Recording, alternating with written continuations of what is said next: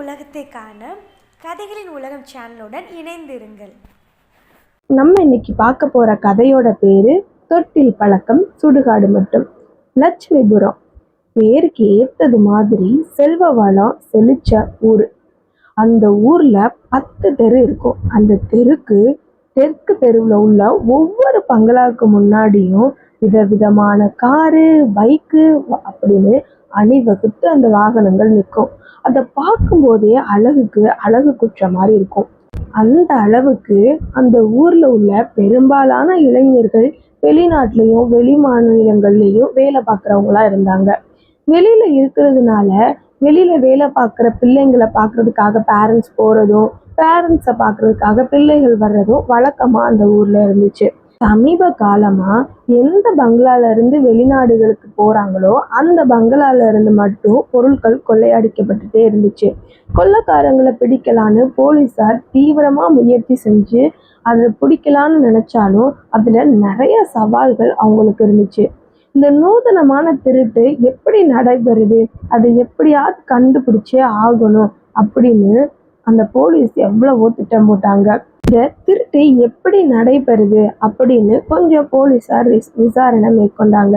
அப்ப தெரிஞ்சப்ப 2 மணி நேரம் கரெக்டா கரண்ட் கட் ஆகும். மறுபடி கரண்டை வர வைக்கிறதுக்கு ஒரு 1/4 மணி நேரம் எடுத்துக்கிறோம். இந்த நேரத்துலதான் அந்த திருட்டு நடைபெறுது அப்படின்னு போலீஸ் கண்டுபிடிச்சிச்சு. இப்படி நூதனமா திருடிக்கிட்டு இருந்த திருட்டை கண்டிப்பா கண்டுபிடிச்சே ஆகணும்னு போலீஸ் சில ஐடியாக்கள் எல்லாம் பண்ணாங்க.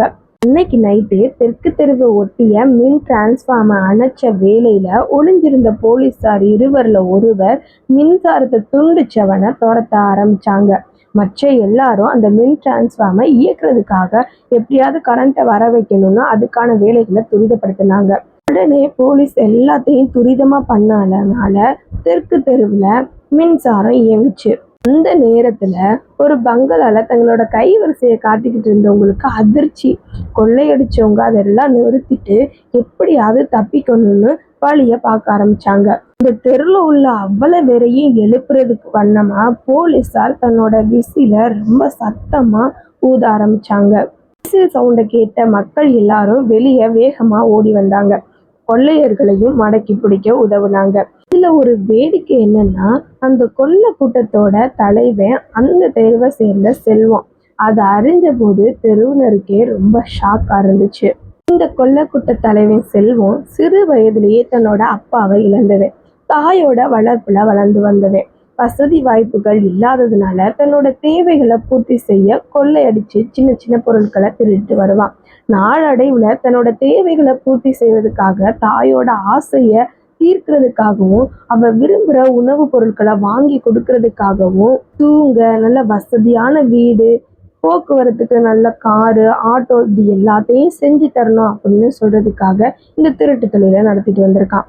பல நாள் திருடன் ஒரு நாள் அகப்படுவான்னு சொல்ற நிலையில அவனை கொள்ளையடிச்சதை கண்டுபிடிச்சிட்டாங்க போலீஸ். அவனையும் அவனோட கூட்டாளிகளையும் விலங்கு மாட்டி தெரு வழியா இழுத்துட்டு போனாங்க போலீஸ். இதை பார்த்த செல்வத்தோட அம்மா வாயிலையும் வயிற்றையும் அடிச்சுக்கிட்டு, இந்த நிலைமையிலையா என் மகனை பார்க்கணும் அப்படின்னு கத்தி கத்தி அழுதா. இந்த நிலைமைக்கு ஆளாக்குனதே நீதானே அப்படின்னு சொன்னா செல்வம். நானா அப்படின்னு அவங்க அம்மா வியப்போட கேட்டாங்க. ஆமா, பள்ளிக்கூடம் போகும்போது பிள்ளைங்கள்ட்ட இருந்தும் டீச்சர்கிட்ட இருந்தும் திருடி கொண்டு வந்து உன்னிடத்துல கொடுத்தேன். என்னை தட்டி கேட்டு தவற திருத்தாம சொகுசா வாழ நினைச்ச நீ என்னை இந்த அளவுக்கு கொள்ளைக்காரனா கொண்டு வந்து நிறுத்திட்ட. நான் சின்ன வயசுல செஞ்ச தவற நீ எனக்கு திருத்தி நடத்திருந்தீனா நான் இப்ப இவ்வளோ பெரிய கொள்ளைக்காரனா மாறி இருக்கவே மாட்டேன். கண் கட்ட பின்னாடி சூரிய நமஸ்காரமா, வழிய விடுமா, நான் போறேன் அப்படின்னு ஜெயிலுக்கு போனான்.